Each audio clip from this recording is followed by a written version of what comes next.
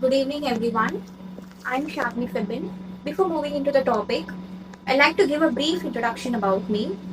I have completed my graduation in Madras Christian College in microbiology, which is equivalent to both botany and zoology. And currently, I am pursuing Bachelor of Education, and I've also cleared recently the Central Teacher Eligibility Test. Not only in my major, that is in botany and zoology, I'm familiar with all the concepts starting from physics till zoology. Okay, so I like to get into the concepts. Today I'm going to take two important concepts regarding botany and zoology. In botany, I'm going to take about an important organelle. I will leave it in your hands to guess it, but I will give you a small clue. This organelle is responsible for the photosynthetic activity, and also this is not present in animals. I hope that you would have guessed. Okay, so this is chloroplast.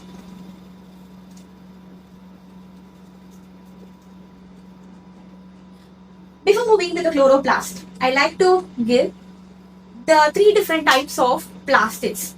We all know there are three types: chromoplast, leucoplast, and the chloroplast. Chromoplast is responsible for giving color to the fruits and flowers, while the chloroplast gives green color to the pigments, I mean the leaves. And the leucoplast helps in the storage, mainly in the storage of lipids, proteins, and also some important starch. Okay. Now, chloroplast, we all know it is oval in shape and it is a double membrane structure. This is the outer membrane and this is the inner membrane. Can you see the space between these two membranes? It is filled with intermembrane liquid. Okay.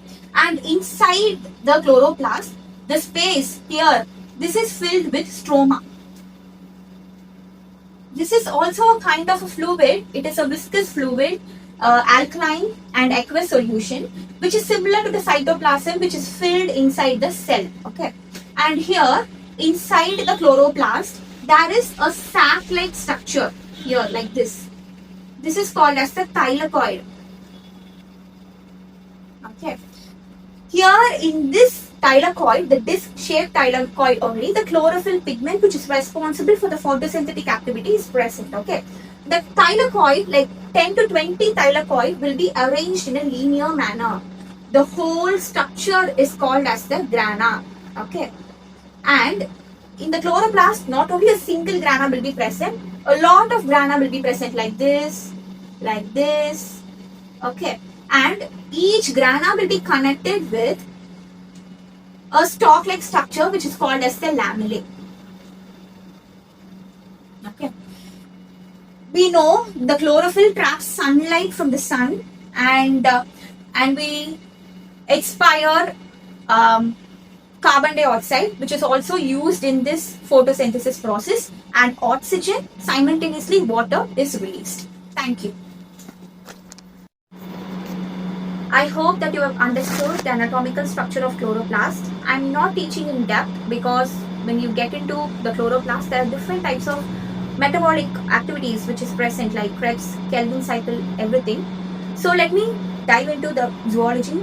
I'm going to teach about the physiology of digestive system. Before entering into this topic, I like to tell the three major differences between morphology, anatomy, and physiology. Okay, the outer appearance of any organism, it can be a plant, in case of animal, you can see my eyes, you can see my nose, mouth, and everything.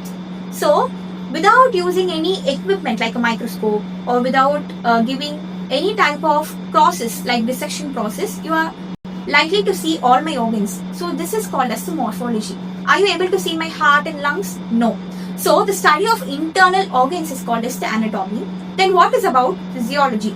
Physiology is the study of functions of each organ system is called as the physiology. Okay, let me teach about the digestive system. So I'm eating my favorite sandwich now. Okay, so we all know that we are getting nutrients from the food we eat. Why do we need nutrients? Because in order to run all the metabolic reactions like catabolism, anabolism in each and every cell of an animal. Okay.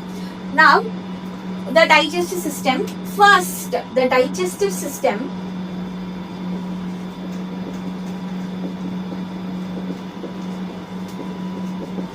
starts with the mouth.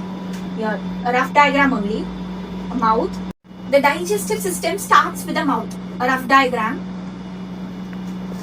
So the mouth contains two things: teeth and tongue.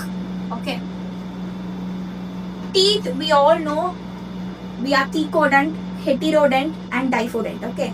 Thecodont means our teeth is situated at the pocket of a jaw, and diphodont is, we have two types of teeth. One, we all know that an infant teeth will be there, and after that it will all fall and we will be developing an adult teeth. And heterodont means we will be having four types of teeth. One is canines, premolars, molars, incisors and all. Just a classification of teeth I'm giving. And tongue, we all know, it is a muscular organ and it is connected to the lower area called as the frenulum. This is the frenulum, okay? And it contains the taste buds. So now I'm eating my favorite sandwich. It is going inside my mouth. I'm chewing. So the chewing process is called as the mastication. Here in our mouth, at the side of our ear and in this area, we have three pairs of salivary glands. One is submandibular, submaxillary and parotid. So this is the largest salivary glands. This gets mixed with our food. Okay. Next the food will be entering into the pharynx structure. Pharynx here gets divided into two. One is the food pipe and another one is the windpipe. Okay. And then it will be getting into the esophagus. The long cylindrical tube is called as the esophagus. Here the food, with the masticated food and along with the saliva, when it enters into the esophagus, it is called as the bolus, and it will move like this manner, in a zigzag manner, and this manner is called as the peristalsis manner. Okay, peristalsis manner. Now this esophagus gets connected with the stomach here. Okay, and here one splinter will be present which regulates the opening. Here the stomach is divided into the cardiac portion, the fundic portion and the pyrolic region. Okay, three different major, and this area is called as the central portion of the stomach, which is called as the body. We all know that the stomach contains a hydrochloric acid.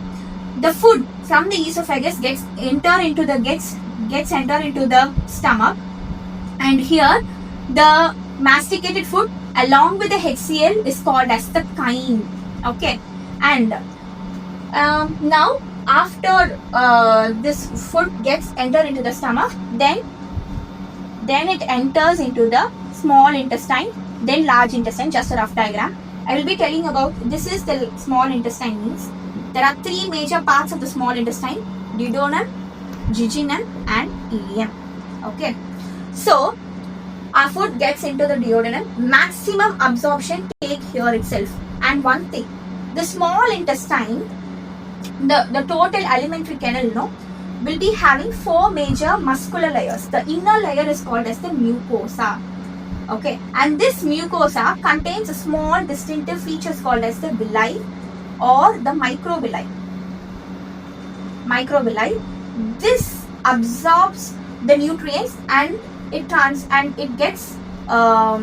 flows into the bloodstream. So here the bloodstream will be present, and here the microvilli will be present, and all the nutrients which is absorbed from the food gets into the bloodstream. That's it.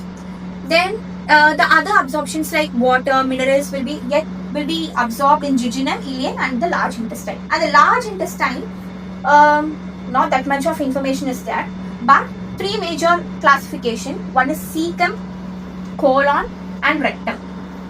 Okay, cecum is here only a vestigial organs called as the appendix is present. Okay, what is meant by vestigial means it is a rudimentary which is not developed much.